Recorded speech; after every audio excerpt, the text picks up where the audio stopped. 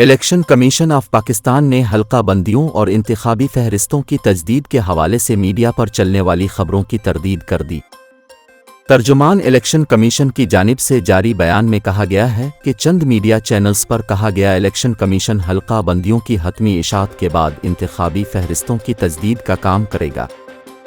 तर्जुमान election commission का मजीद कहना है, यह खबर दुरुस्त नहीं कि हल्का बंदियां और वोटर फहरिस्तों की तजदीद के बाद इंतखाबात के शेड्यूल का ऐलान और इनेकाद मुमकिन होगा। इलेक्शन कमीशन के तर्जुमान का कहना है कि इलेक्शन कमीशन ऑफ पाकिस्तान ने हल्का बंदियों और इंतखाबी फहरिस्तों पर तजदीद के काम का आगाज़ कर दिया है। हल्का बंदियां और वोटर फहरिस्तों की तजदीद के दोनों काम साथ साथ मुकम्मल किए जाएंगे।